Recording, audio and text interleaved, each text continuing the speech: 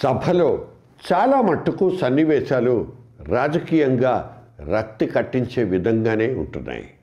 కానీ ప్రజాహితం కోసం మన ప్రతినిధులు శ్రమిస్తున్నారనే సందర్భాలు చాలా తక్కువ. ఇది మీకు తెలుసు. సభ తొలి క్షణం నుంచే ప్లకార్డుల ప్రదర్శనలు, స్పీకర్ పోడియాన్ని చుట్టుముట్టడం, నినాదాలతో సభా సమయాన్ని వృధా చేయడం సర్వసాధారణమైపోయింది. ఎంపీలు సభని అడ్డుకోవడం వల్ల కేవలం సమయం మాత్రమే వృధా కాదు, దేశ ప్రజలు పన్నుల రూపంలో కడుతున్న కోట్లాది రూపాయలు నిరర్థకమవుతున్నాయి. ఎగువ దిగువ సభ ఏదైనా సరే ఒక్క నిమిషం నడవడానికి దాదాపు 2.5 లక్షల రూపాయలు ఖర్చు అవుతుంది. 2012లోనే అప్పటి పార్లమెంటు వ్యవహారాల మంత్రి పవన్ బన్సాల్ సభ సాక్షిగా చెప్పిన మాటే ఇది. పార్లమెంటు ఉత్పాదకతకు సంబంధించిన గణాంకాలని విశ్లేషిస్తే స్టాటిస్టిక్స్ బాధాకరమైన అంశాలు బయటపడతాయి.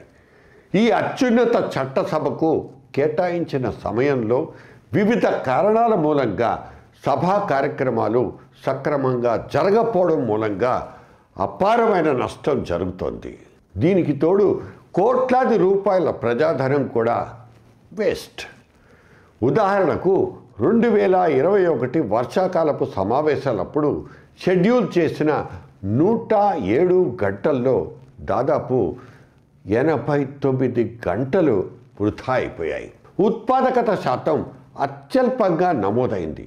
లోక్సభలో 13% కంటే తక్కువ, రాజ్యసభలో సుమారు 21% మాత్రమే పని జరిగింది. ఈ సమయం కోల్పోవడం మూలంగా సుమారు 133 కోట్లకు పైగా డబ్బు వేస్ట్, దండగా. ఇక 2024 శీతాకాల సమావేశాలు నిరుడు నవంబర్, డిసెంబర్లలో జరిగాయి. ఈ సెషన్స్లో లోక్సభలో దాదాపు 66 గంటలు వృధా అయినట్లు అంచనా కూడా. లోక్సభలో 57.87%, రాజ్యసభలో 40.03% పని మాత్రమే జరిగింది. ఈ ఏడాది వర్షాకాల సమావేశాల సంగతి కొద్దాం.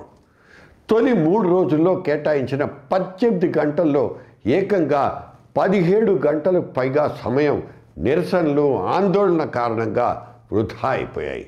రోజుకు 6 గంటల లెక్కలు చూసినా తొలి 3 రోజుల్లోనే సుమారు 23 కోట్లు బూడిదలో పోసిన పన్నీరు. ఏ సెషన్ ఉత్పాదకత లెక్కలు తిరిగేసినా ఏమున్నది గర్వకారణం అన్న మాదిరిగానే ఉంది. ఈ గణాంకాలు మన దేశ అత్యున్నత చట్టసభలో అర్థవంతమైన చర్చలకు కేటాయించాల్సిన సమయాన్ని ఎలా కోల్పోతున్నామో స్పష్టంగా తెలియజేస్తున్నాయి. ఈ కారణంగానే ముఖ్యమైన ప్రజా సమస్యలు చర్చకు నోచుకోవడం లేదు, రావడం లేదు. అంతేకాదు, చట్టాల రూపకల్పన తూతూ మంత్రంగా సాగిపోతోంది. చాలాసార్లు ఎటువంటి చర్చ లేకుండానే బిల్లులు ఆమోదింపచేసి చట్టాలుగా మారిపోతున్నాయి. అయితే తప్పెవరిది అనే ప్రశ్నకు 2 వైపుల నుంచి 2 సమాధానాలు వస్తాయి. ఎవళ్ళ వాదన వాళ్ళది. సభా సమయం వేస్ట్ అవుతోందని పార్లమెంటు సభ్యులందరినీ ఒకే ఘాటాన కట్టలేదు. కొందరు ప్రజాప్రతినిధులు తమ వ్యక్తిగత ఎజెండాలు లేదా పార్టీ అధినేతల ప్రతిష్టను నిలబెట్టడం కోసం పనిచేసుకుంటున్నట్టు కనిపిస్తుంది. ఇటువంటి వాళ్ళు తమ నియోజకవర్గ సమస్యల గురించి మాట్లాడే అవకాశాన్ని కూడా వినియోగించుకోలేకపోతున్నారు. కొత్తగా ఎన్నికైన ఎంపీలకు తమ అభిప్రాయాల్ని వ్యక్తపరిచే సమయం కూడా దొరకట్లేదంటే ఈ ప్రతికూల రాజకీయాల తీవ్రతను అర్థం చేసుకోవచ్చు.